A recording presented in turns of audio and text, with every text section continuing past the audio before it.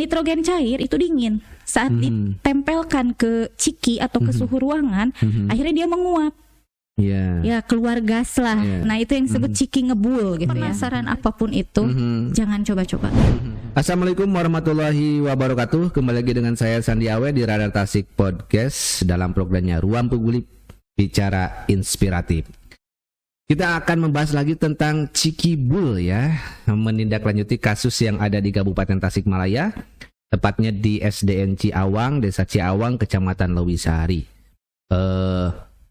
Tadi atau kemarin saya sudah membahas dengan Pak Kepala Puskesmas Pak Didin tentang kasus keracunan Cikbul yang menimpa anak-anak sekolah dasar SDN Ciawang. Nah, bagi yang belum nonton, silakan tonton video sebelumnya atau bisa klik di sini. Nah, sekarang saya menghadirkan saya menghadirkan Dr. Reni Herlinawati. Kebetulan Bu Reni ini kemarin yang menangani langsung para pelajar SDN Ciawang yang keracunan dibawa ke Puskesmas Lewisari. Selamat datang Bu Reni. Selamat datang. Sekarang ini saya ingin bincang-bincang tentang aspek medisnya Bu ya. Oke. Nah, bagaimana posisi kemarin ketika Ibu awal mula menangani anak ini Bu? Anak yang semuanya itu ya? Yang semuanya itu dan juga yang akhirnya terparah. Dirujuk itu. Iya. Oke, jadi awalnya itu sama seperti yang dijelaskan oleh Pak Kapus ya waktu kemarin itu. Jadi awal mulanya yang datang hanya satu orang, satu orang dengan keluhan muntah-muntah di sekolah. Di sekolah. Yang mengantarnya guru. Lalu diperiksa, kita observasi. Tidak lama setelah itu datang lagi. Ada sekitar dua orang dengan keluhan yang hampir sama, sakit perut, ada yang muntah, ada yang tidak. Nah, lalu di sana karena sebetulnya mereka datang itu belum pas jam buka puskesmas, jadi sekitar setengah delapan. Sementara kita kan mulai beroperasi itu 7.45 ya. Nah, akhirnya kita observasi dibantu dengan perawat-perawat juga. Kita tanya, kalau pemeriksaan medis itu kan ada tahapan-tahapannya ya. Ada anamnesanya, ada pemeriksaan fisiknya dan lain-lain. Nah, saat di anamnesa atau wawancara itu kita tanya, ini habis makan apa gitu, kok barengan gitu bertiga itu. Ternyata mereka bilang lah habis makan ciki ngebul. Ciki ngebul. Berapa orang yang makan? Banyak katanya tuh, karena jajanan sekolah. Tidak lama setelah itu datang lagi. Akhirnya tidak lama dari itu kita memutuskan udah kita ke sekolah aja. Takutnya di sekolah semakin banyak ya, seperti itu. Akhirnya kita datang ke sekolah, ternyata betul ada 23 orang yang mengkonsumsi ciki ngebul. Dari 23 orang itu kita tanya keluhannya apa. Ada yang berkeluhan, ada juga yang tidak. Kita bagi di dua tempat ya saat itu. Jadi dua kelas yang dibongkar ininya. Terus akhirnya kita juga koordinasi dengan gurunya untuk memanggil orang tuanya. Kan takutnya ada apa-apa gitu ya. Terus kan memang udah ada yang ngejar pedagangnya lah, ada yang minta tuntutan dan lain-lain gitu ya. Riuh lah pokoknya gitu. Nah, setelah 23 orang itu ternyata ada lagi bertambah yang bergejala. Yang cuma ngeluh pusing dikit, sakit perut dikit, kita observasi di kelas di sekolah itu. Sisanya yang agak kelihatan agak parah lah gitu ya. Kita rujukan ke puskesmas. Total ada 7 orang. Dari 7 orang. Dari 23 orang itu 7 orang lah yang bergejala. Nah, dari 7 orang itu kan bolak-balik juga ya. Jadi kita bagi orang. Ada yang di sekolah, ada yang di puskesmas gitu. Kebetulan saya juga ke puskesmas dulu, terus ke sekolah, balik lagi ke puskesmas gitu. Jadi pas saat di puskesmas itu dari 7 orang ada yang nangis-nangis, shock mungkin ya. Jadi kalau anak-anak mah ada keluhannya mah sakit perut, sesak, pusing gitu, mual gitu. Tapi enggak yang muntah-muntah berat mah 3 orang lah. Sisanya mah derajatnya sedang ringan lah gitu. Akhirnya kita observasi juga yang di puskesmas, kita berikan obat. Yang sudah membaik kita pulangkan. Dengan catatan itu pun kita berikan kontak petugas Ausrem. Kalau Ausrem itu gimana Ausrem itu ya? Kayak semacam pemegang program tentang sekolah gitu, pemegang kesehatan sekolah gitu. Jadi ada petugas puskesmas yang memegang program tentang remaja dan kesehatan sekolah. Jadi dikawal sama itu, dikawal sama petugas dipantau, kita. Ya. Jadi kita kasih kontaknya ke orang tua. Kalau ada apa-apa jam berapapun itu mohon dihubungi. Kalau kontak ini tidak bisa dihubungi, silahkan ke Ibu Bidan Desa setempat. Karena nantinya pasti sampai juga ke saya. Yeah. Nah, alhamdulillah sih nggak ada yang menghubungi, nggak ada yang gimana-gimana, berarti aman tuh ya. Yang 6 orang itu, tinggal sisain 1 orang. Yang 1 orang itu muntah-muntahnya hebat, lebih dari 3 kali.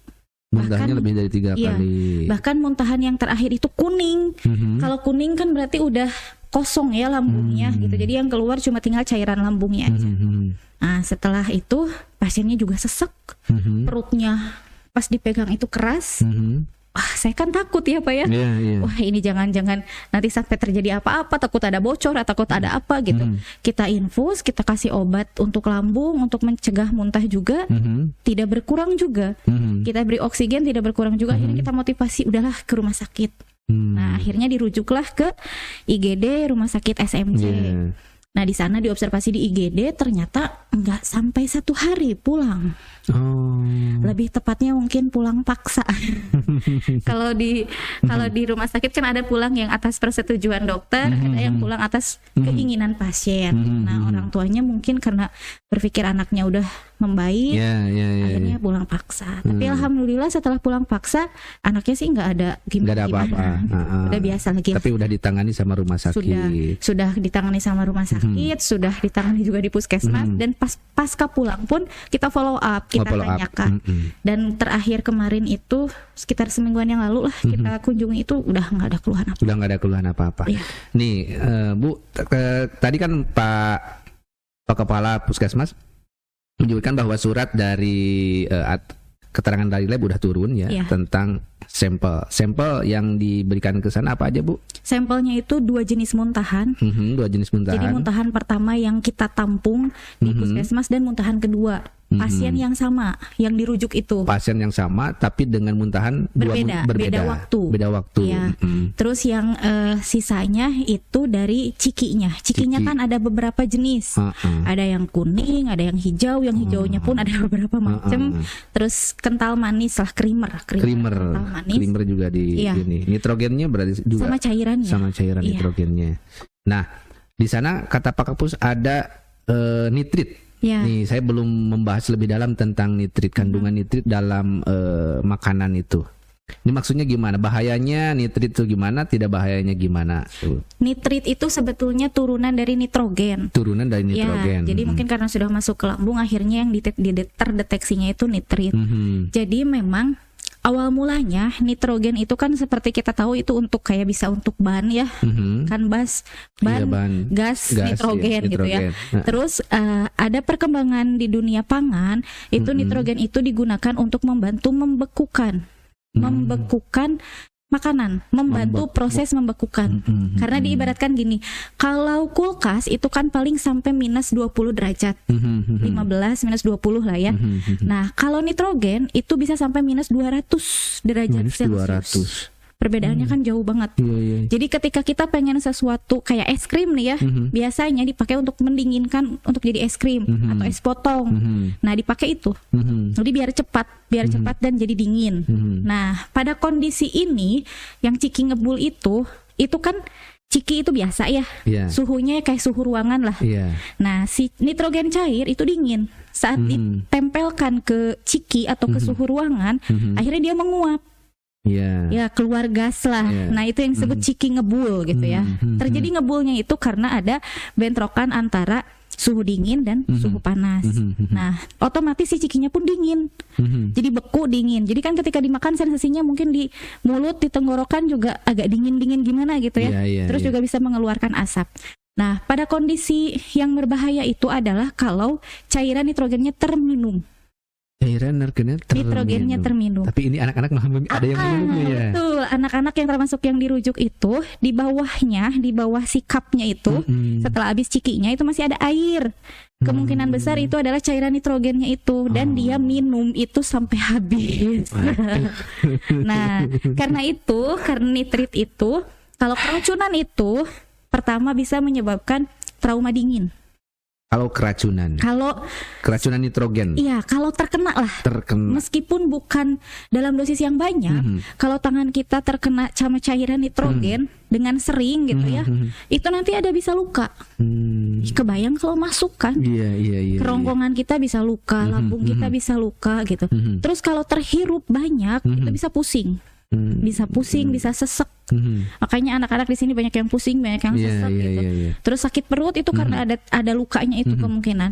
Nah, kalau sudah sampai begitu, kalau sudah sampai banyak banget, terus luka dinginnya itu besar, bisa bolong. Kalau bahasa medis itu perforasi. Kalau kita tahunya itu usus buntu lah ya, hampir sama gitu ya. Hampir sama. Seperti usus buntu. Cuma kalau usus buntu kan itu khusus di bagian usus buntunya. Kalau ini bisa di mana aja, bisa di lambungnya, bisa di usus halusnya gitu. Dia dimanapun yang dilewatin oleh itulah. Kalau memakan nitrogen secara ekstrim berarti. Betul, kalau memakan nitrogen secara ekstrim. Kan ada kasus tuh yang sampai dioperasi anak 4 tahun di Rumah Sakit Haji Jakarta apa Bekasi gitu ya. Ya itu kemungkinan karena itu. Nitrogen juga. Nah, kalau Ibu kemarin ditanya nggak itu yang diminum itu nitrogen, kok ada sampai nitrogennya di bawah cupnya? Itu karena faktor apa? Memang sengaja dikucurkan ke sana atau secara alamiah gitu? Kalau memang dibuatnya itu si cairan nitrogennya dikucurkan kadinya, Pak. Jadi dia memang dialirkan ke cikinya. Ke ciki. Cuma harusnya kalau suhu nitrogennya bagus gitu ya, terus jumlahnya mungkin dengan sesuai yang seharusnya, itu harusnya cepat menguap, cepat jadi uap dan tidak menyisakan cairan. Seharusnya habis. Dan dari BPOM pun, bahkan dari FDA ya, FDA itu kayak BPOM-nya Amerika, itu memang memperbolehkan penggunaan nitrogen untuk pangan, untuk makanan, dengan catatan saat dikonsumsi sudah tidak ada nitrogennya. Tandanya adalah sudah tidak menguap. Ini makan dibalik ya, kebalik. Jadi dimakannya itu justru saat menguap gitu. Nah, jadi kemungkinan besar ada kesalahan teknis atau penyimpanan nitrogennya yang kurang pas sehingga tidak menguap semua. Jadi menimbulkan keracunan. Iya, menimbulkan keracunan. Selain dari nitrit yang keracunan itu, ada bahan apa aja Bu yang hasil lab? Ada jamur semacam kandida ya, itu di cikinya sama di cairan creamernya. Jadi ya kan idealnya mah nggak boleh ada jamur gitu ya. Jadi harusnya bersih lah dari mikroba dan lain-lain. Kalau ini memang ada. Itu tuh jamur itu karena udah basi atau gimana atau karena apa? Udah lama. Bisa dari wadahnya yang nyimpen itunya ya. Jadi kan itu disimpan dulu di wadah-wadah yang kayak yang hijau aja, yang kuning aja, bisa aja dari situnya juga. Karena pengakuan pedagangnya 3 hari sekali ganti. Pengakuan ya. Jadi kalau misalkan 3 hari ganti kan harusnya nggak sampai basi. Tapi ya nggak tahu ya. Jadi besar kemungkinan banyak sih, bisa memang karena sudah lama, bisa karena kontaminasi tempat, itu sangat bisa. Itu kalau makan makanan yang sudah berjamur itu dampaknya kesehatan gimana? Kalau jamur mah biasanya sakit perut aja. Iya. Kecuali memang jamur-jamur tertentu yang memang sudah ini mah jamur beracun. Makanya suka ada yang sampai meninggal gitu ya. Tapi kalau kayak kandida sebetulnya tidak begitu inilah. Hanya sakit perut aja. Iya, jadi kayak paling mencret gitu ya. Kalau yang dirasakan anak-anak ini justru khasnya itu memang karena keracunannya nitritnya, bukan karena jamurnya gitu. Jadi kalaupun misalkan makanan itu ada jamurnya belum tentu mengeluh seperti ini. Tapi kalaupun tidak ada jamurnya tapi dia ada nitritnya, hampir pasti mengeluh seperti pasien ini. Apakah Ibu kan tugas di Puskesmas Selwisari ya? Iya. Sebelumnya di Puskesmas Selwisari ada gak yang keracunan yang seperti karena faktor nitrogen yang kayak gini? Enggak sih, ini pertama. Ini pertama? Iya. Oh, pertama kalinya. Pertama kali. Tapi kalau misalnya secara industri yang profesional menggunakan nitrogen untuk katakanlah membekukan makanan, itu kan boleh ya? Boleh banget. Dengan syarat-syarat tertentu. Syarat-syarat tertentu dengan SOP tertentu dan dalam pengawasan ketat Dinas Kesehatan provinsi ataupun kabupaten. Jadi memang kemarin yang dari ada surat edaran itu ya. Dari surat edaran itu menyatakan intinya begini. Kalau untuk industri yang rendah apalagi industri rumah tangga atau pedagang keliling itu sekarang sudah tidak direkomendasikan. Karena susah untuk ngeceknya dan lain-lain. Tapi kalau untuk restoran itu diperbolehkan dengan catatan SOP yang ketat dan pengawasan ketat. Jadi dari mulai yang mengerjakannya, kokinya tuh lah ya. Dari mulai kokinya juga harus sudah terlatih. Terus harus ada SOP kapan makanan itu bisa dimakan. Karena kan ternyata harus menunggu diem dulu. Menunggu sampai memang si nitrogennya teh menguap semua dan zero nitrogen gitu. Terus termasuk juga siapa yang boleh mengkonsumsi. Jadi kalau untuk anak-anak itu sudah sangat tidak direkomendasikan. Karena anak-anak itu kan tidak mengerti kapan nih makanan yang kena nitrogen ini aman untuk dikonsumsi. Tidak paham, seperti tadi diminum ya. Iya betul. Harusnya kan nggak boleh. Malah harusnya nunggu hilang uapnya. Ini malah dimakan. Pas ditanya kenapa dia makan? Karena manis, dingin, enak. Oh, jadi ada rasanya. Iya, kenapa jadi ada rasanya manis? Karena ada creamer. Oh, bercampur dengan creamer. Betul, si airnya itu. Iya, kan dikasih topping creamer ya, creamer kental manis. Jadi ya manis rasanya. Tapi hanya satu orang yang minum itu ya? Satu orang yang sampai dirujuk yang itu. Sampai dirujuk. Kalau sisanya itu cuma nyicipin si cikinya. Ada juga yang memang beli juga tapi nggak sampai diminum sih gitu. Nah Bu, kalau ini kasus nitrogen muncul nih. Kemudian kan kita juga sering mendengar nih makanan-makanan dengan zat pewarna atau makanan dengan formalin dan lain sebagainya. Ini dari kajian dokter. Bagaimana makanan-makanan seperti itu apabila kita rutin memakannya? Pewarna misalnya, kemudian formalin gitu kan. Gimana Bu? Kalau secara kesehatan ya, kita kan tahu ya sekarang penyakit tidak menular itu sangat banyak. Kan penyakit itu ada dua, ada yang menular, ada yang tidak menular. Penyakit menular teh kayak misalkan karena infeksi gitu ya, kayak ISPA lah, COVID lah kemarin ya. Kalau penyakit tidak menular itu contohnya kayak hipertensi, diabetes atau gula gitu ya, kanker. Sebetulnya 3 penyakit itu sekarang yang cukup tinggi, bahkan hampir mengalahkan penyakit menular baik di Indonesia ataupun di seluruh dunia. Sehingga concernnya kesehatan sekarang tuh sebenarnya ke situ. Dan penyebab utamanya apalagi kanker ya, terutama pasti dari makanan itu. Makanan termasuk pewarna, termasuk yang berformalin. Itu kan lama-lama itu jadi toksik ya, jadi toksik. Terus akhirnya ada perubahan gen di saluran cerna kita, ya akhirnya bisa menyebabkan kanker macam-macam. Makanya bahkan sekarang mah banyak anak SMA di Tasik meninggal karena kanker lambung. Itu ada loh. Anak SMA di Tasik meninggal karena kanker lambung. Karena apa? Yang dimakan adalah Aida Atom. Ya, Aida Atom, terus yang berwarna-warna minuman-minuman gak jelas gitu. Jadi mie instan. Nah itu dari situ. Jadi angka kanker tinggi apalagi di dewasa muda atau bahkan di anak-anak ya, itu besar kemungkinan penyebabnya hampir pasti dari makanan. Hampir pasti dari makanan yang tidak sehat. Karena kan kalau dulu saya sekolah, kanker itu umurnya 40 tahun ke atas baru kena. Kalau sekarang ternyata enggak loh gitu. Banyak yang anak SMP, SMA udah pada kena gitu. Terutama kayak kankernya lambung, kanker usus. Itu kan berarti memang terjadinya masalahnya ya di saluran cerna gitu. Dan penyebab utamanya ya makanan itu yang itu tidak karena sehat. Kata Ibu tadi ada bumbu, semacam bumbu. Apabila itu ya maksudnya nggak pakai bumbu NSG ya. MSG. Tapi tidak boleh berlebihan. Itu karena faktor berlebihannya. Betul. Kan. Berlebihan sehari mungkin makannya banyak dan enak kan bumbu itu ya. Hari kan jajanan SD sekarang apa sih kan kayak gitu ya. Pakai cimol, pakai bumbu, pakai bumbu gitu kan. Nah itu. Dan itu kita konsumsi dari anak TK loh. Iya kan sekolah dari TK juga sekarang kalau jajanannya gitu.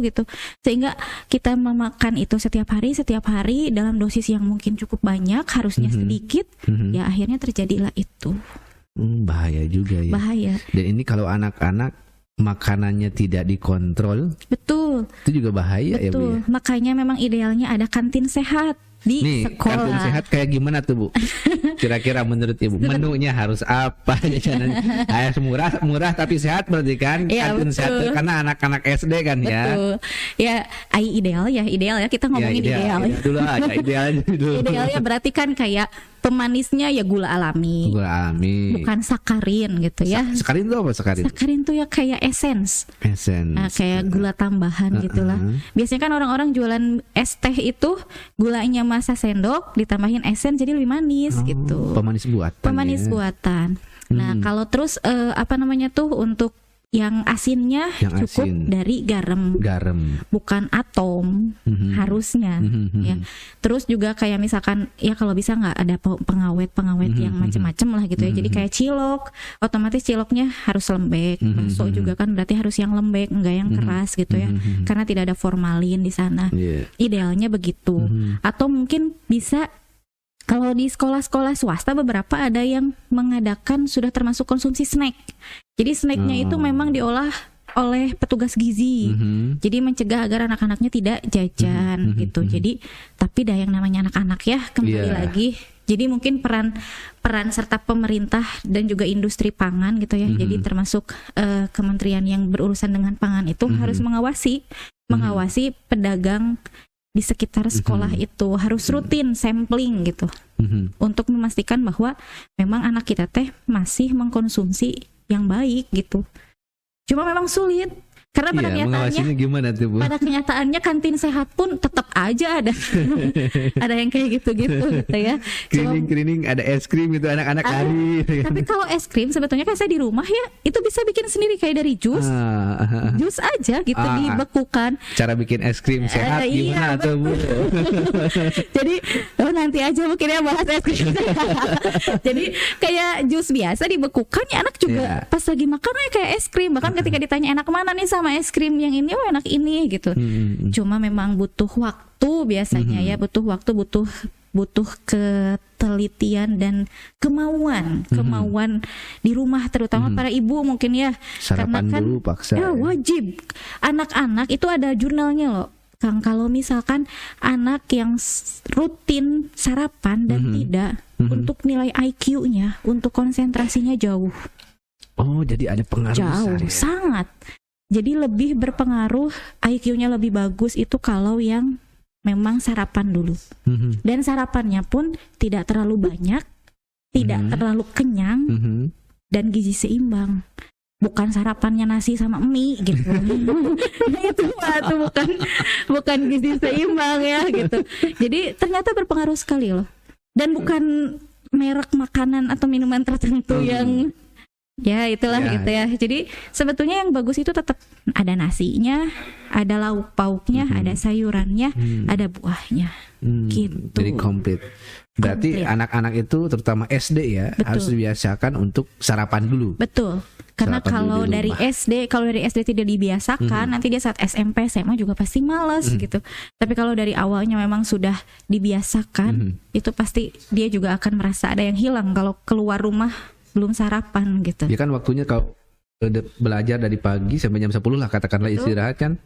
Kalau nggak sarapan kan gimana belajar sampai lapar kan ya, nanti fokusnya megang perut atau bayanginnya di kantin ada apa ya, mau makan apa ingin gitu. segera nunggu bel, dipencet bel gitu Iya, kan. makanya tidak konsentrasi. Dan mayoritas ngantuk loh yang tidak sarapan itu. Karena kekurangan zat gula di dalam tubuh gitu.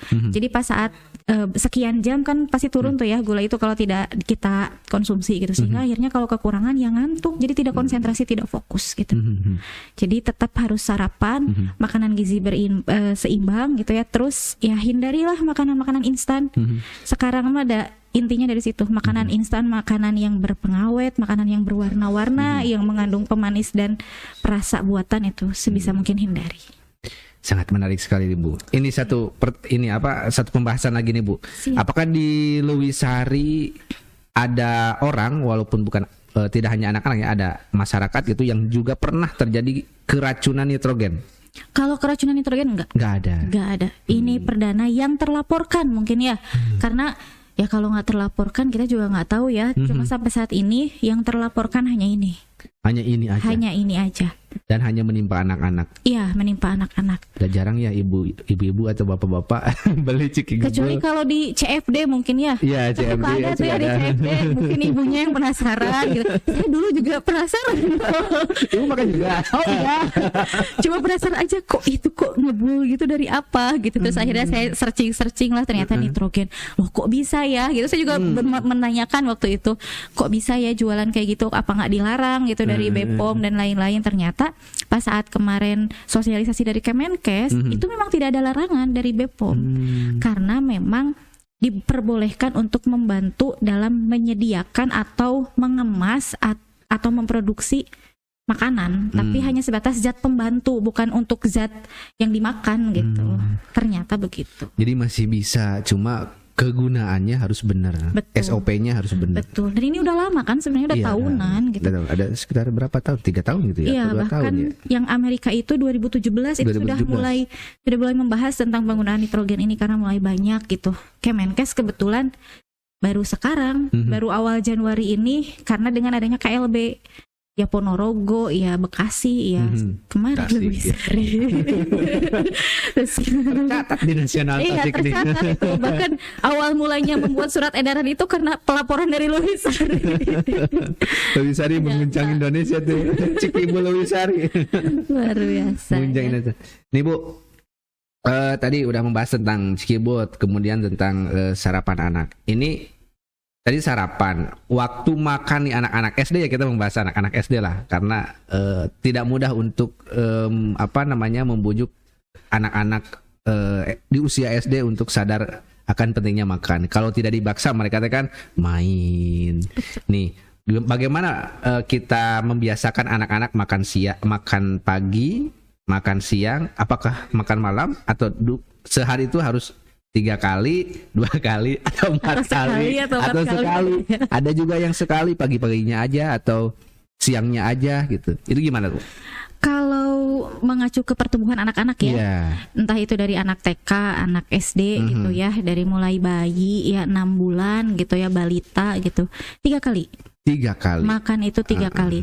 Jadi pagi atau sarapan, siang, sama sore atau maghrib gitu ya. Dan diselingi oleh snack. Diselingi oleh snack. Kenapa harus ada diselingi oleh snack? Kenapa harus diselingi? Dan snacknya itu buah loh. Snacknya itu buah. Snacknya buah, bukan taro. Buat merek. Ya bukan makanan ringan atau apa gitu ya. Jadi snacknya itu harus buah. Jadi memang anak itu dari mulai 6 bulan itu harus dibiasakannya seperti itu. Jadi misalnya jam 6 pagi atau jam 7 pagi itu sarapan. Nanti jam 9, jam 10 makan buah. Nanti jam 12, jam 1 makan siang. Nanti setelah itu ada buah lagi, asar itulah ya, jam 3 lah. Jam 3 itu ada buah.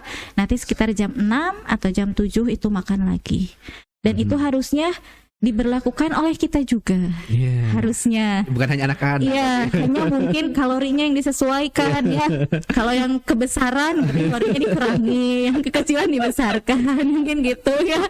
Kalau anak-anak pagi-pagi makan, siang bakso, mie ayam, malam nasi goreng. Iya, nah itu. Dan kalau untuk makan malam sebetulnya saya tidak menyarankan makan 3 jam sebelum kita tidur. 3 jam sebelum kita tidur. Iya. Karena menyebabkan asam lambung.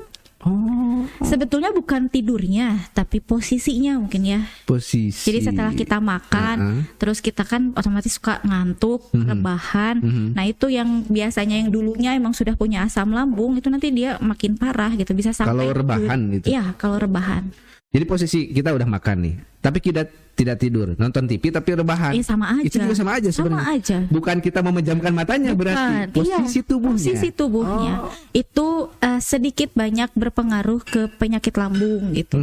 Jadi biasanya saya suka nyaranin kalau orang yang emang sudah punya penyakit lambung lama gitu ya, atau kronis gitu, kalau bisa setelah makan nunggu 2 jam deh baru rebahan.